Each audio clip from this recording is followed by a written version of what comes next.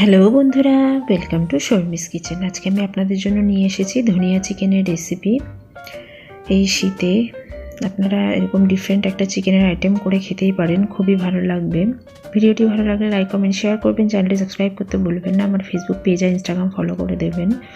তো চলুন দেখে নিই কীভাবে আমি তৈরি করছি ধনিয়া চিকেন।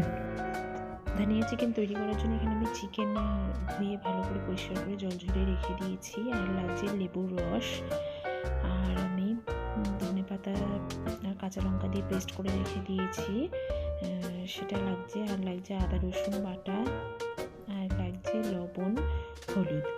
তো আমি এখন চিকেনের মধ্যে প্রথমে দিয়ে দেবো লেবুর রস, তারপরে লবণ, হলুদ, আদা বাটা, রসুন বাটা আর যে ধনেপাতার পেস্টটা করে রেখেছিলাম সেটা দিয়ে দেব।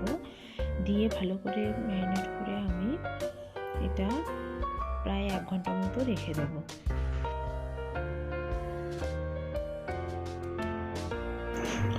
আমার 1 ঘন্টা হয়ে গেছে। আমি গ্যাসে একটা প্যান বসিয়ে দিয়েছি। এর মধ্যে আমি সাদা তেল দিয়ে দিচ্ছি। তেলটা গরম হয়ে গেলে এর মধ্যে আমি একটা তেজপাতা আর গোটা গরম মশলা ফোড়ন দেবো। তার মধ্যে আছে এলাচ, দারচিনি আর লবঙ্গ।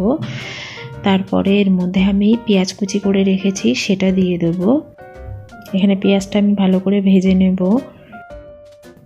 আমার এখানে পেঁয়াজটা ভালো করে ভাজা হয়ে গেছে। এর মধ্যে আমি ম্যারিনেট করে রাখা চিকেনটা দিয়ে দিচ্ছি। দিয়ে ভালো করে আমি এটা কষিয়ে নেব। ঢেকে ঢেকে ভালো করে কষাবো।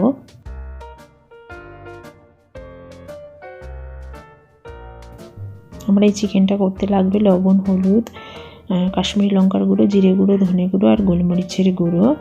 এটা আমি এখন এই চিকেনটার মধ্যে দিয়ে দেব। আমি কাশ্মীরি লঙ্কার গুঁড়োর পরিমাণটা একটু বেশি দিয়েছি, যার জন্য চিকেনটা আমার পুরো লাল লাল হয়েছে। আপনারা পরিমাণে কম দিতে পারেন, আর ধনেপাতার পেস্টটাও একটু বাড়িয়ে দিতে পারেন।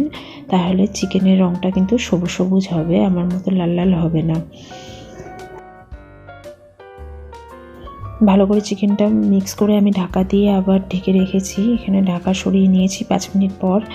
তারপরে এর মধ্যে আমি গরম জল দিয়ে দিচ্ছি পরিমাণ মতো। দিয়ে ভালো করে আমি এটা মিশিয়ে নিয়ে আবার ঢেকে চিকেনটা ভালো করে সিদ্ধ হয়ে আসা পর্যন্ত অপেক্ষা করব।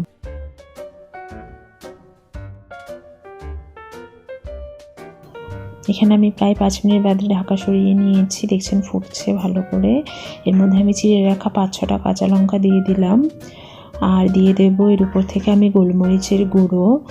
আমি লবণটা চেক করে দেখেছি, পারফেক্ট আছে লবণ। গোলমরিচের গুঁড়ো দিয়ে ভালো করে মিশিয়ে নেব। মিশিয়ে নিয়ে তারপরে এর উপর থেকে আমি গরম মশলার গুঁড়ো দিয়ে দেব।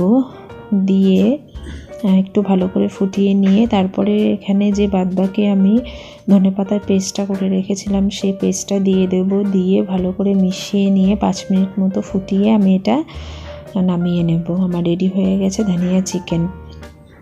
যেহেতু আমার কাশ্মীরি লঙ্কার গুঁড়োর পরিমাণটা একটু বেশি হয়েছে, তার জন্য একটু লাল লাল হয়ে গেছে। আপনারা পরিমাণে একটু কম দিতে পারেন, না চাইলে নাও দিতে পারেন।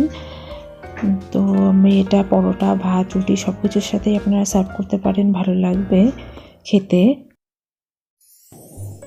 ভিডিওটি ভালো লাগলে লাইক কমেন্ট শেয়ার করবেন, চ্যানেলটি সাবস্ক্রাইব করতে ভুলবেন না।